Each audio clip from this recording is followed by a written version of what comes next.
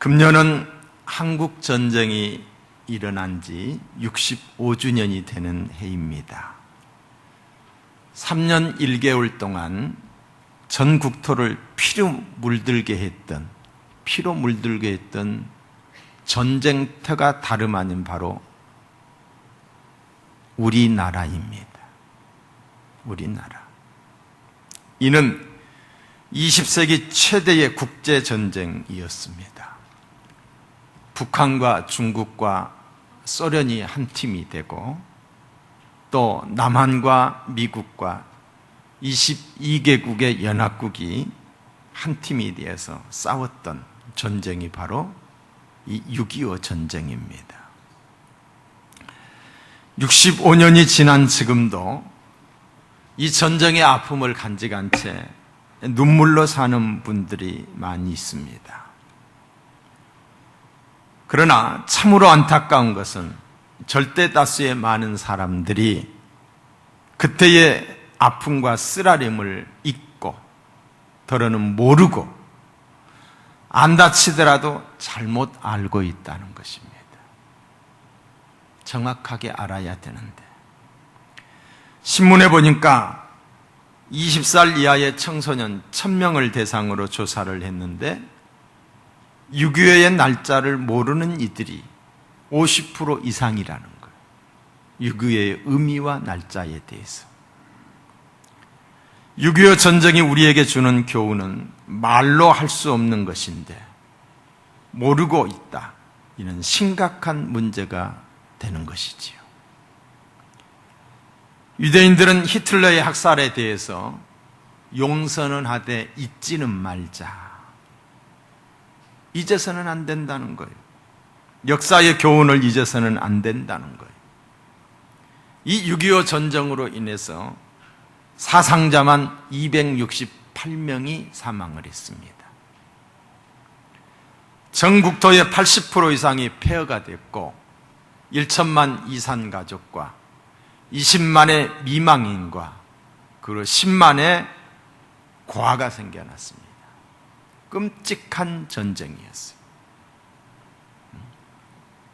어제 그제 국민일보 신문에 보니까 우리나라의 그 영국 군인들이 참전을 했어요. 영국 군인들이. 근데 그 살아남은 사람들이 수기를 이렇게 글을 써가지고 책을 냈는데 그 책에 어떻게 기록이 되어 있냐면은 세계 제2차 대전 이후에 가장 끔찍한 전쟁이 한국 전쟁이었다. 그리고 영국의 젊은이들만 1087명이 사망을 했어요. 영국의 군인들이 이 땅에 와서 1087명이. 그리고 미군은 54,246명이 미국의 젊은이들이 54,246명이 이 땅에 와서 죽었습니다. 여러분, 우리가 지금 아프가니스탄이나 이라크 같은 데서 막 폭탄 테러가 일어나고 자기들끼리 죽고 죽이고 이런 그 화면을 영상을 보면서 야, 저런 나라는 무슨 저런 나라가 있을 수 있을까 이렇게 생각을 하는데 그보다 더 끔찍했던 게 6.25라는 거예요. 우리는 남의 일처럼 생각하는데 우리 땅에서 우리 조상들, 우리 선조들이 그런 비극을 겪어야 있어요. 제가 살고 있던 그 섬에서도 공산들이 그곳까지 들어왔잖아요. 그곳까지 들어와서 면직원, 또 경찰서, 뭐 무슨 이 순사 이런 사람들은 다 산속에 숨어야만 했어요. 다 잡아다 죽이니까. 그리고 살아있는 사람들을 대포총으로 찔려가지고 그냥 백사장에다 구덩이 파고 묻었던 우리나라에서 그런 일들이 일어났어요. 이게 6.25 전쟁이었다는 거죠. 문제는 이 비극적인 전쟁이 아직 끝나지 않았다는 거예요. 연평도 사건이라든가 천안함 사건, 6.25의 연장선에서 이해해야 합니다. 우리는 여전히 전쟁의 위험 속에 있습니다. 전쟁이 끝난 것이 아니에요. 6.25는 엄청난 비극이었고 하나님의 시각에서, 하나님을 인정하는 우리의 시각에서 볼 때는 하나님의 심판이었습니다. 오늘의 축복을 주기 위한 또 하나의 하나님의 심판이었습니다. 큰 고통 가운데 회개하며 하나님을 찾았고 6.25와 더불어 기도가 다시 살아났기 때문입니다. 하나님의 은혜가 없었다면 우리는 공산화가 될 수밖에 없었습니다. 하나님이 역사하신, 하나님이 도와주신, 하나님이 은혜를 베풀어 주신 거예요. 여러분, 유엔군의 참전은 전적으로 하나님의 은혜요, 하나님이 하신 일입니다. 하나님이 아니면 답이 나올 수 없는 일이에요. 어떤 문제가 있었을 때에 그 문제를 해결하기 위해서 뭘 합니까? 회의를 하잖아요. 회의. 이 회의를 소집하고 회의를 한다는 게 이게 쉬운 일이 아니에요. 그런데 1950년 6월 25일 전쟁이 딱 일어나고 난 다음에 딱 하루 만에 유엔 안보리에서 북한 철수를 촉구하는 결의안이 채택이 됩니다. 바로 그 뒷날. 있을 수 없는 일이에요. 그리고 3일 만에 1950년 6월 28일 유엔군 참전 결의안이 안보리에서 채택이 됩니다. 3일 만에. 얼마나 급박하게 움직이고 있어요. 그때 상임이사국인 소련이 대표가 참석을 못한 거예요. 그가 거부권을 행사했으면 6.25 참전국들이 우리나라에 들어오지 못한, 무슨 일이 있었는지 소련의 대표가 참석하지 못한 거예요. 하나님이 또한 하신 일인 줄로 믿습니다. 6.25 전쟁이 일어나고 불과 4일 만에 6월 29일 날 유엔군 사령관 메가더 장군이 수원 임시 비행장에 도착을 한 겁니다. 단 4일 만에. 이게 기적입니다. 전쟁 발발 불과 4일 만에 미국에서 우리나라까지 비행기를 타고 날아왔어요. 하나님이 아주 바쁘게 역사하신 거예요. 그뿐이 아닙니다. 1950년 9월 15일 인천 상륙작전이 성공을 했어요. 제가 인천 상륙작전에 대해서 이렇게 그 자료를 보니까 100분의 1 정도로 성공의 확률이 100분의 1이래요. 그런데 하나님이 하셨어요. 9월 28일 수도 서울이 탈환합니다.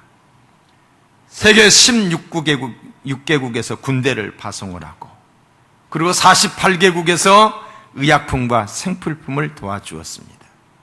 누가 하셨어요? 하나님이 하신 거예요. 하나님의 은혜를 잊어서는 아니 될 것입니다. 그리고 나라를 지키기 위해 피 흘린 호국의 영령들과 세계의 젊은이들이, 꽃다운 젊은이들이 이곳에 와서 피를 흘렸어요. 우리가 이걸 잊어서는 안 되는 거예요. 지구상에 한국 사람 없는 땅이 없어요. 한국 사람이 안 사는 땅이 없어요.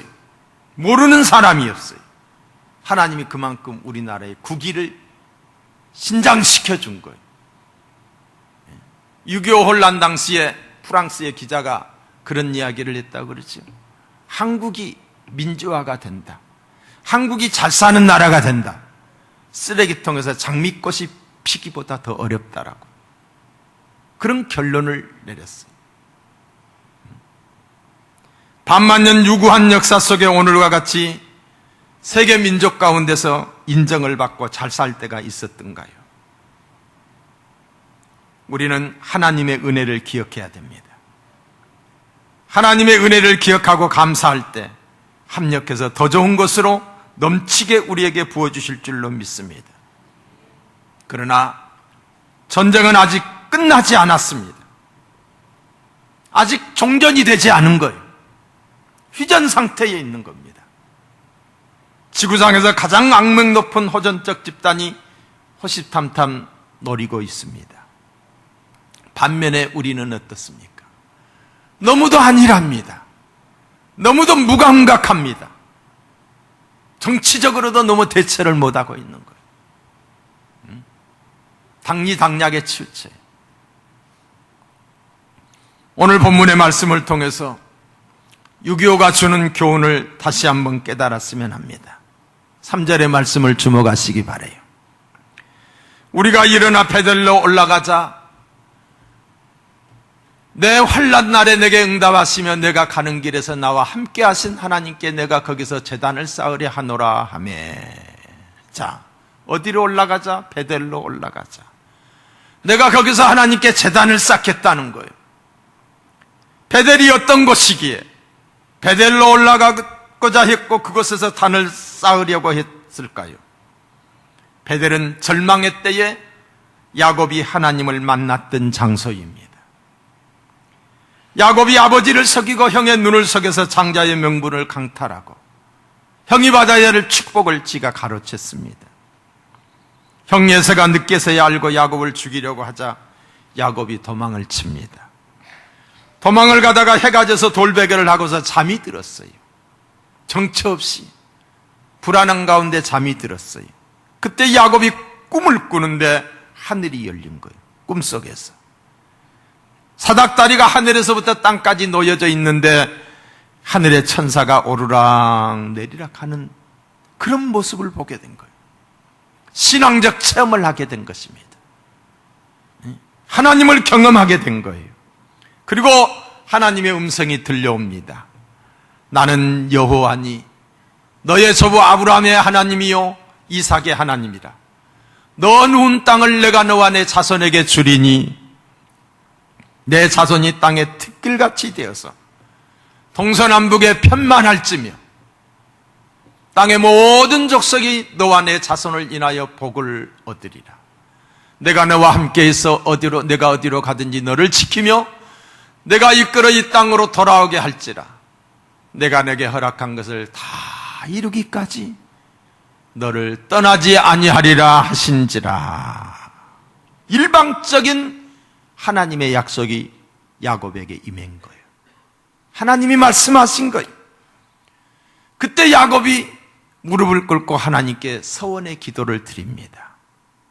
야곱이 서원하여 가로되 하나님이 나와 함께 계시사 내가 가는 이 길에서 나를 지키시고 먹을 양식과 입을 옷을 주사 나로 평안히 아비 집으로 돌아오게 하시면 여호와께서 나의 하나님이 되실 것이요 내가 기둥으로 세운 이 돌이 하나님의 전이 될 것이요 하나님께서 내게 주신 모든 것에서 10분의 1을 내가 반드시 하나님께 드리겠나이다 하였더라.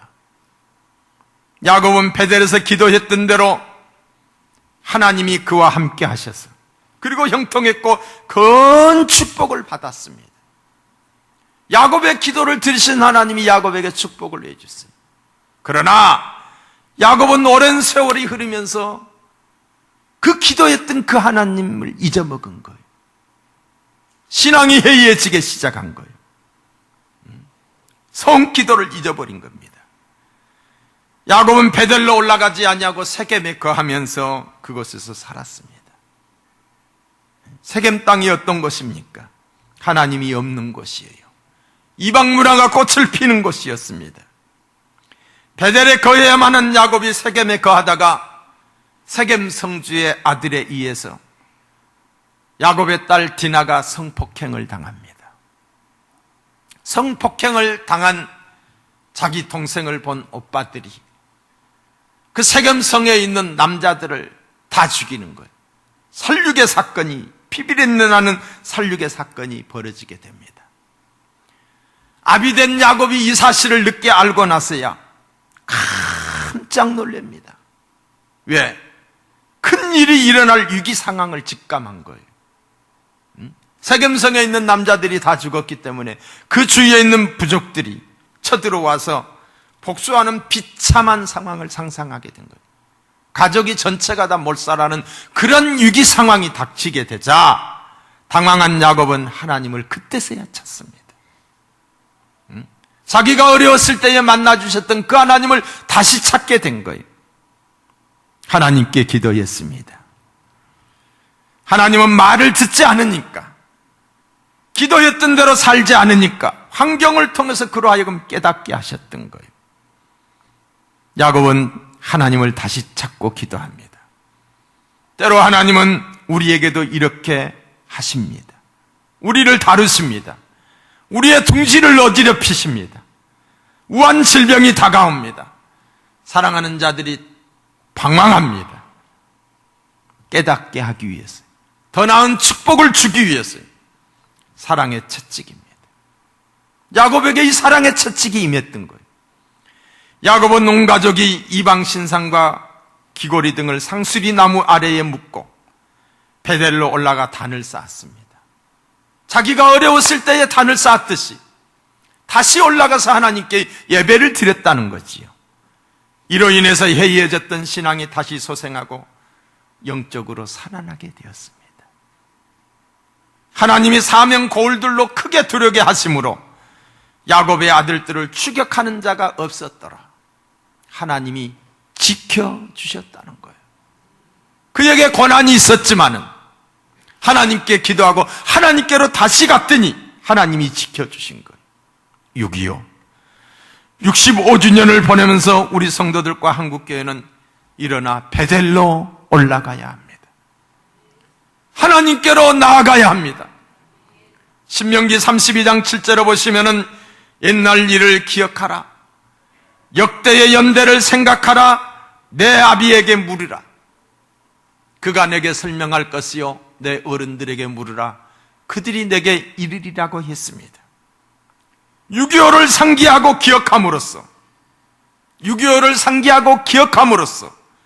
6.25를 통해 하나님이 주시는 은혜와 교훈을 되새겨야 될 줄로 믿습니다. 첫째는 회개해야 됩니다. 죄의 값이 무서운 것을 기억하고 회개해야 됩니다. 6.25 사변은 여러 가지 원인이 있지만은 믿음의 시각에서 보면은 한국교회의 죄 때문에 일어났다고 해도 과언이 아닙니다. 이 무서운 비극의 원인이 역사의 주관자가 되시는 하나님의 심판으로 봐야 됩니다. 가장 큰 원인은 해방을 주신 하나님께 감사하지 않았습니다. 예배에 등한했습니다. 한국교회는 하나 되지 못하고 분열 현상이 나타났습니다. 그래서 하나님이 공산당이라고 하는 채찍을 들어서, 공산당이라고 하는 몽둥이를 들어서 이 민족을 치셨던 거예요. 6.25를 통해서 교회는 다시 회개하기 시작했고 다시 기도하기 시작했습니다. 1949년 초에 한상동 목사님, 한경직 목사님과 더불어서 한국교회에 큰 일을 하셨던 한상동 목사님이 당시에 기독교 잡지 파수꾼에 애언자적인 글을 실었습니다. 그때 당시에 한국교회 상황을 보면서 그 내용인즉이 이렇습니다. 하나님은 사랑이시라. 과일의 모든 죄를 솔직히 자복하고, 지난 날의 모든 죄를 솔직히 자복하고, 눈물을 흘리며 통회하면 긍휼이 풍성하신 여호와께서 용서하려지만은 해방을 주시고 독립을 주신 오늘에도 회개는 고사하고 죄책감마저 전무하고 회개를 거부하니 어찌 여호와의 진노를 피하리요. 여호와는 반드시 진노하시리라고 하며 하나님의 진노를 애감하고 있었습니다.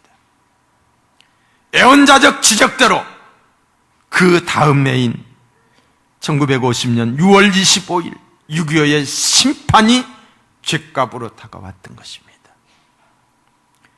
야곱은 큰 재난의 위기에서야 회개했습니다. 이방신을 섬겼던 것을 회개했습니다. 하나님께 서운했던 것을, 잊어먹었던 것을 회개했습니다. 아버지와 형의 눈을 속였던 것을, 정직하지 못했던 것을 회개했습니다. 제2의 6.25가 일어나지 않으려면 교회가 먼저 회개해야 됩니다. 우리 믿는 사람들이 민족의 죄를 가슴에 안고 회개해야 됩니다. 이 메리스 앞에도 하나님의 음성으로 우리가 바라보고 우리 믿는 사람들이 하나님께 회개해야 돼요. 저들은 하나님을 알지 못하고 있잖아요. 교회가 잠잠하고 있어요. 하나님이 기도하라고 하는 더 큰 위험이 오기 전에 기도하라고 하는 사인이 있음에도 불구하고 기도하지 않고 있어요. 책임이 우리에게 있는 줄 아시고, 사랑하는 성도 여러분, 나라와 민족을 위하여 기도할 수 있기를 주님의 이름으로 축복합니다. 기도하되 어떤 기도를 해야 돼요? 회개 기도를 해야 돼요. 하나가 되지 못하고 빛이 되지 못하는 오늘의 우리의 모습을 바라보면서 너희는 세상의 빛이라고 했고 하나 되라고 했던 주님의 말씀을 따라 살지 못한 우리의 모습을 보면서 우리는 회개해야 돼요. 이 나라의 도덕성, 동성애가 들어오고 있습니다. 도덕적 타락, 개인주의, 외모지상주의, 황금만능주의, 과학이 발달하면 다 될 것이다. 개인주의, 민족의 죄를 우리가 회개해야 될 줄로 믿습니다. 민족의 죄를. 두 번째로는 극심했던 가난과 고난을 기억해야 돼요. 기억하자 이 말이에요. 그때를 잊어서는 안 돼요. 야곱은 지팡이 하나 개나리 벗쯤 짊어지고 광야의 길을 걸어야 했던 그때를 잊었습니다. 가난의 때를 잊었습니다. 지금 부자가 되고 원하는 처자식을 거느리고 되니까 그때를 잊었던 거예요. 그러나 가정의 자녀들로 인해서 다시 위기의 순간이 다가오게 되자 이전에 고난의 때를 기억해서 다시는 이와 같은 일이 되풀이되지 않는다는 각오로 하나님을 바라보게 되었던 거예요. 하나님께서 야곱에게 베델로 올라가라 하시면 받은 바 은혜와 축복이 하나님께서 주셨음을 상기시키기 위함이었습니다. 야곱이 부자가 되고 처자식을 거느리고 잘 살게 된 것은 전적으로 하나님의 은혜와 축복이지, 야곱이 잘나서 그렇게 된 게 아니에요. 우리 민족이 이만큼 잘 살게 된 것은 정치를 잘해서도 결코 아닙니다. 정치 잘했나요? 그렇지 않잖아요. 부끄러운 정치예요. 이 나라가 어떤 자원이 풍부해서요? 그 또한 아닙니다. 전적인 하나님의 은혜와 축복입니다. 6.25의 쓰라린 아픔을 가슴에 안고 부르짖는 눈물의 기도가 있었습니다. 하나님이 그 눈물의 기도를 들으신 거예요. 교회의 성장과 더불어 하나님은 이 민족을 선교 대국이 되게 하기 위하여 경제 대국의 복을 주셨고 국가의 위상을 열방 가운데 높여주신 줄로 믿습니다. 사명을 감당하라고 우리에게 축복을 주신 거예요. 고린도후서 3장 5절에 보면은 우리가 무슨 일이든지 우리에게서 난 것 같이 생각하여 스스로 만족할 것이 아니니 우리의 만족은 오직 하나님께서 낳느니라고 했어요. 옷을 입어도 음식을 먹어도 자녀들의 잘됨을 보아도 이 모든 것이 하나님의 축복임을 깨달아 감사와 감격이 넘치는 생활을 해야 될 줄로 믿습니다. 사랑하는 성도 여러분, 우리 민족의 번영과 축복은 하나님의 축복임을 잊어서는 아니 됩니다. 그리고 감사해야 됩니다. 그리고 오늘의 현실을 바라보면서 우리는 하나님께 회개하며 기도할 때에 하나님이 이 민족을 들어서 더 크게 선한 역사를 이루어 주실 줄로 믿습니다.